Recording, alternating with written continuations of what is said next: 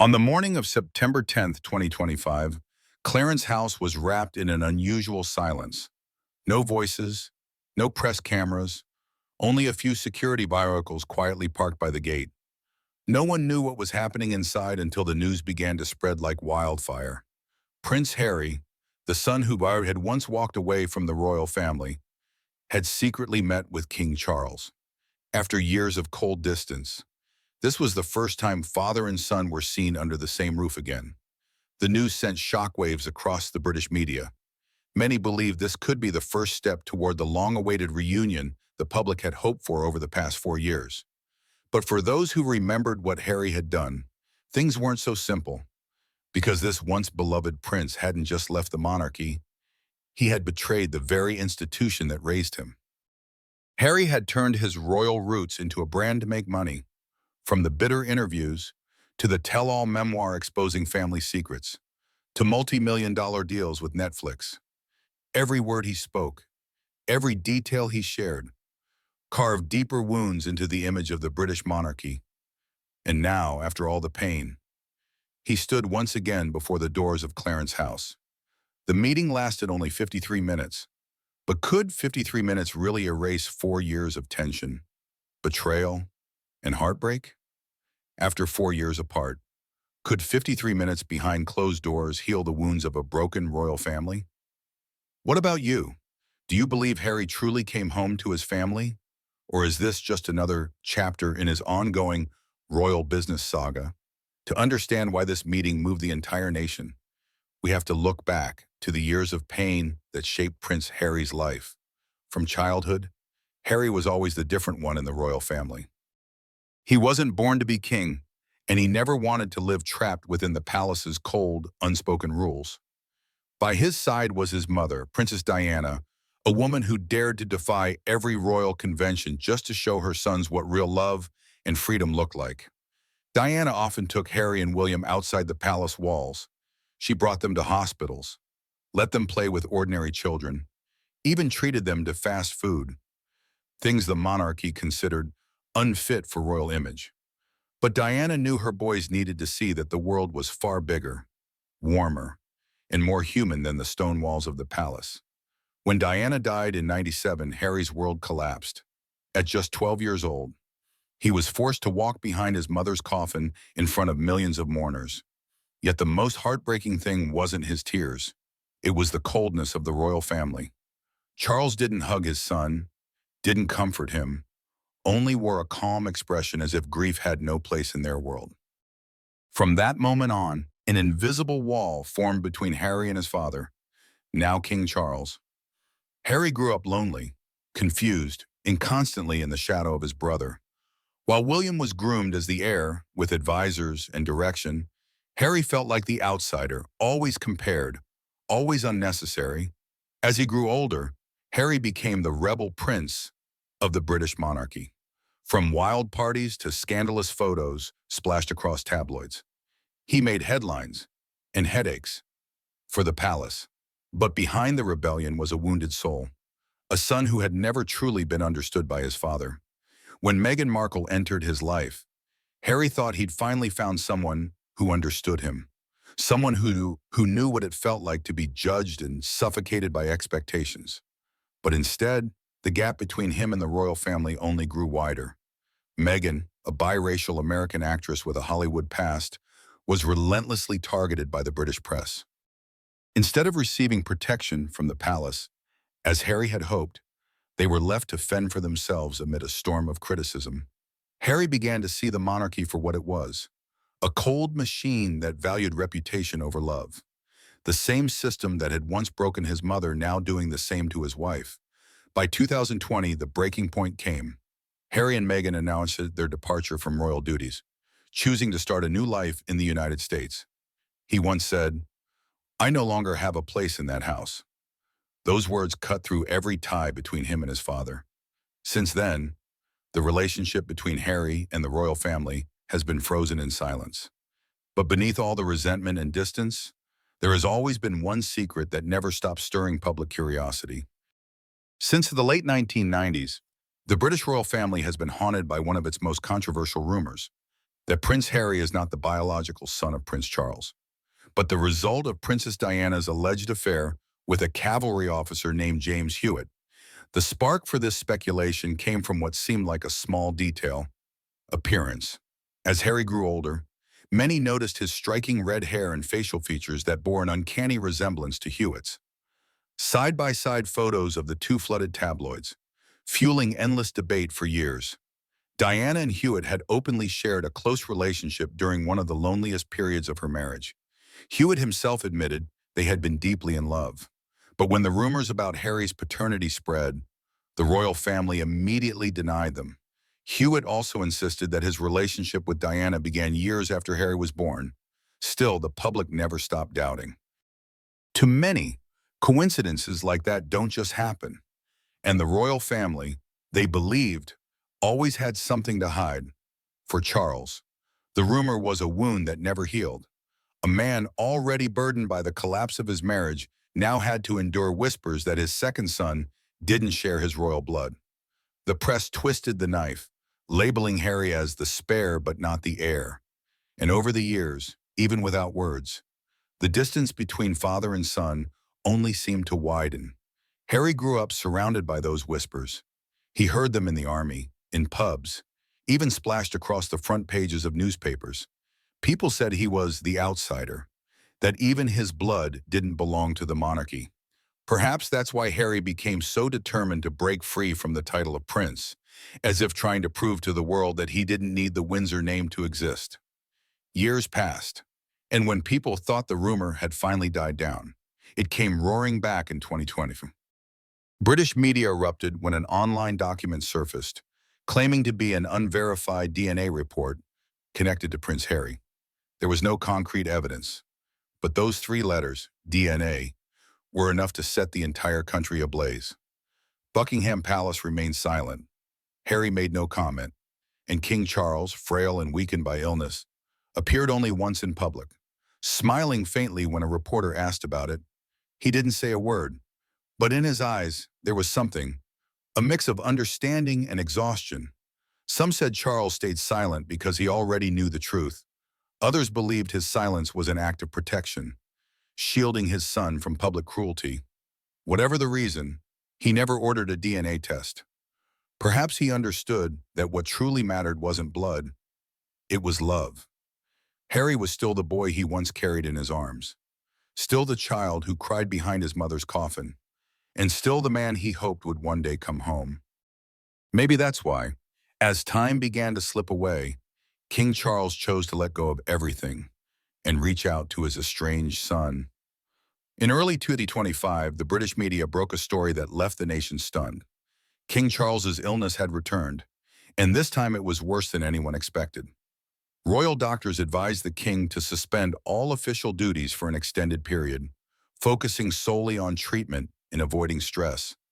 The news shook Britain to its core, sparking fears that the 2-year-old reign was now facing its greatest challenge yet. New photos of the king quickly spread across newspapers and social media. He looked different, thinner, paler, slower in his movements. During rare public appearances, he often sat while speaking, sometimes pausing mid-sentence to catch his breath. Fatigue was written all over his face, though he still tried to smile, still held on to the quiet dignity expected of a monarch. Buckingham Palace grew heavy with unease. Queen Camilla appeared constantly by his side, her eyes shadowed with worry. Close aides revealed that the king had spent many sleepless nights, struggling with pain and exhaustion. Yet what tormented him most wasn't the illness. It was the loneliness that crept through the very palace he ruled. According to royal insiders, as his health declined, Charles began to change. He spent more time writing, reflecting on old relationships that had fractured, especially those with his two sons. In a private conversation with an old friend, he once said, "Time is the only luxury we can never buy back." Those words led many to believe the king had finally come to terms with his own fragility, and that his deepest regret was not making peace with Harry while there was still time. At that time, British media began circulating a rumor that the king had written a special letter addressed to his two sons. The contents were never revealed, but one insider described it as deeply emotional, heartfelt, and perhaps a final farewell should the worst come to pass. Another source from Clarence House added, "The king doesn't want the final chapter of his life to be written in silence. He wants it to end with forgiveness." Those words spread beyond the palace walls and moved the nation. People began to see the 76-year-old king in a new light, not merely as a figure of authority, but as a father growing frail, clinging to his pride while quietly breaking inside over the distance between himself and the son who had walked away. During that period, royal duties were gradually transferred to Prince William. For the first time since his coronation, Charles stepped away from the spotlight. Rare photos taken at Balmoral showed him sitting by a window, gazing out at the gardens once lovingly tended by his mother, Queen Elizabeth II. To many, that image felt symbolic, a monarch at the turning point of his reign, facing his own mortality. Some said illness had weakened Charles's body, but it had also given him clarity, the kind that reveals what truly matters. Throughout his life, he had lived within the confines of duty, born to be king. He gave up love, entered a marriage of obligation with Diana, and endured years of pain to preserve the monarchy's image.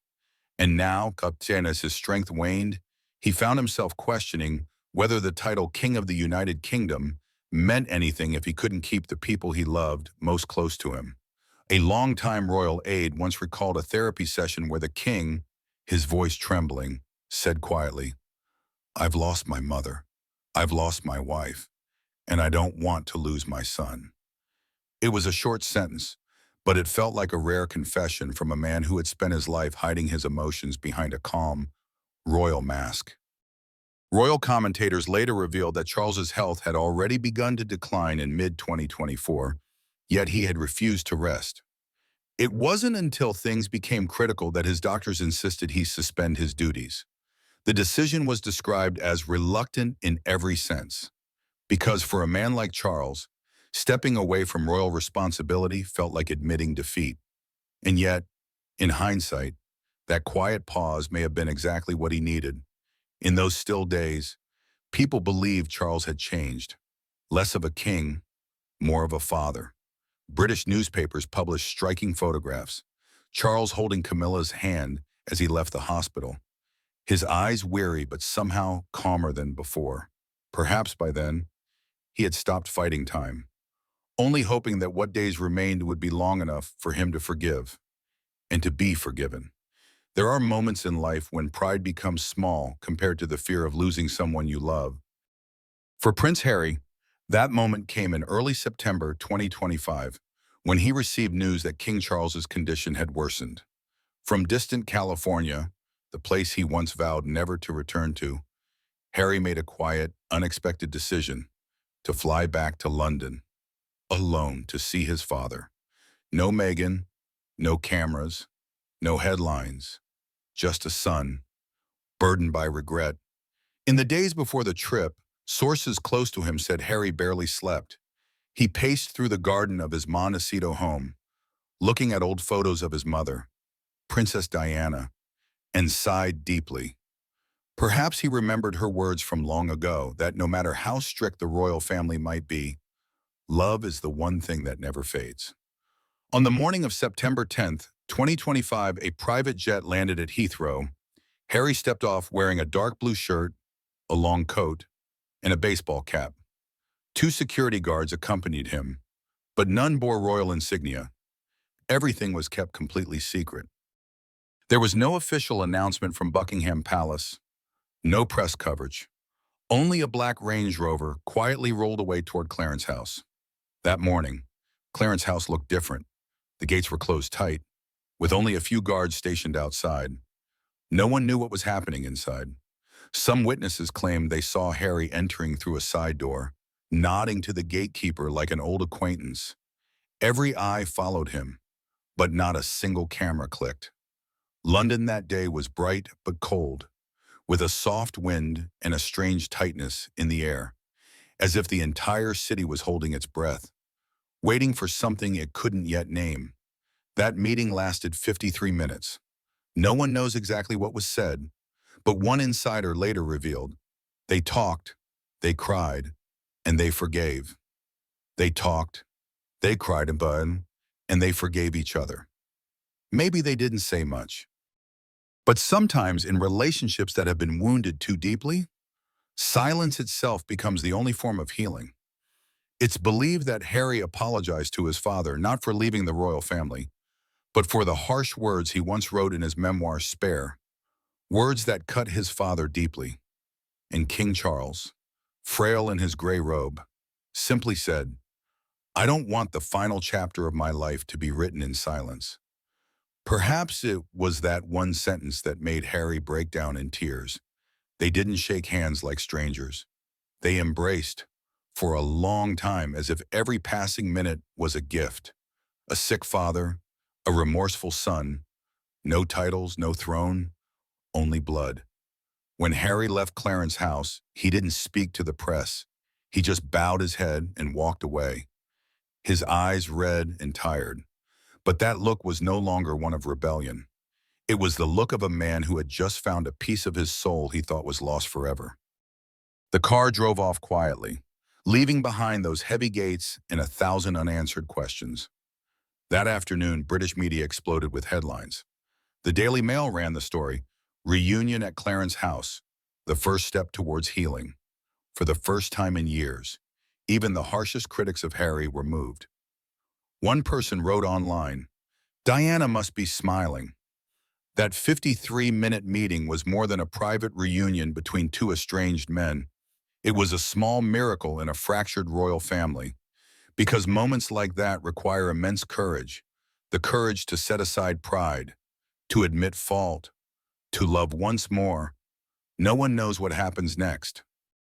Is this the beginning of a true reconciliation?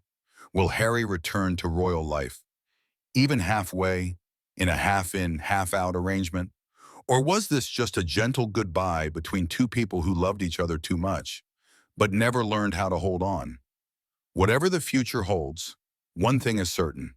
That morning, Clarence's house was no longer cold.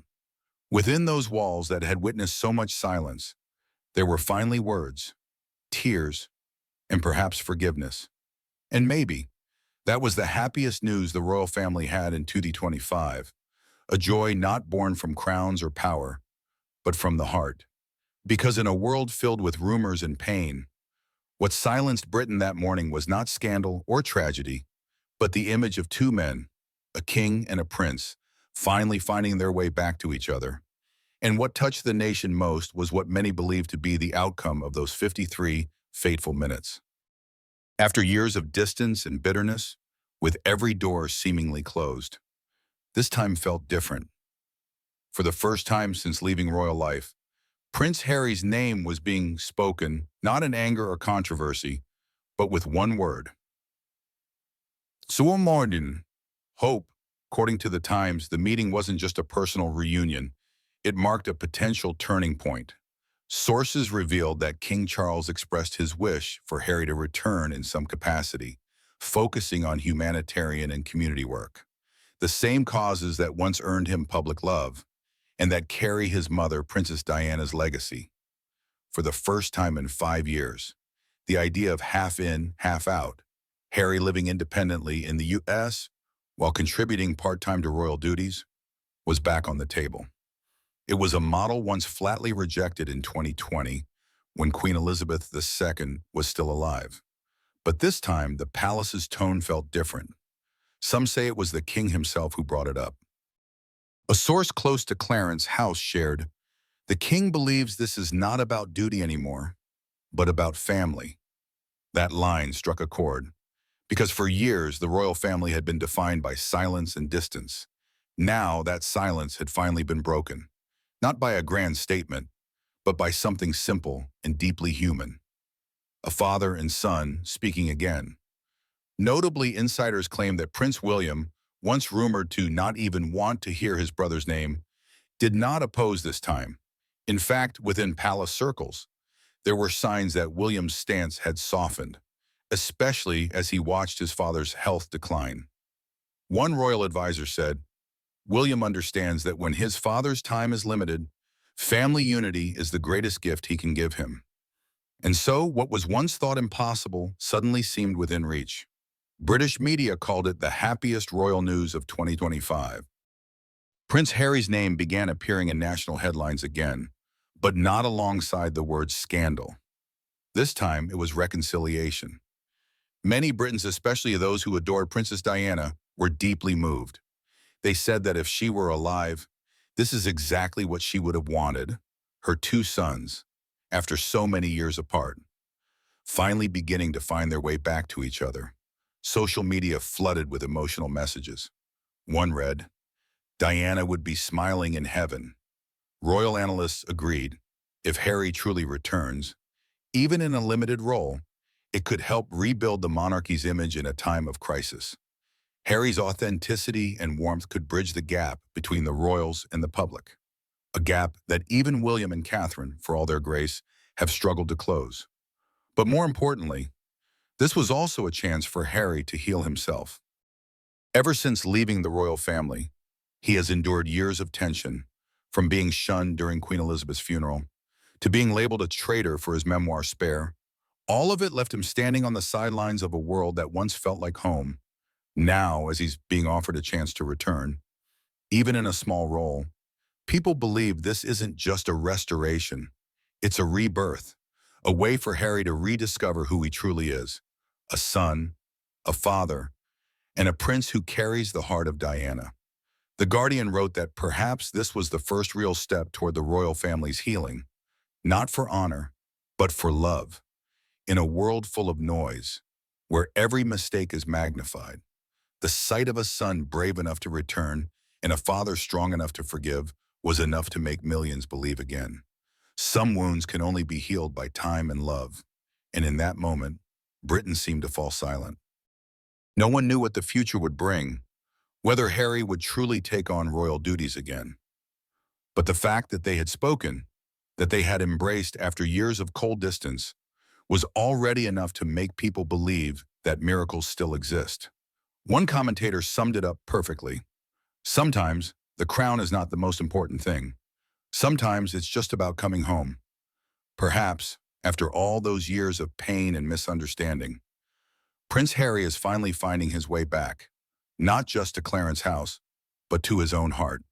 Because maybe, after everything, what the royal family truly needs is not honor or tradition, but a genuine embrace.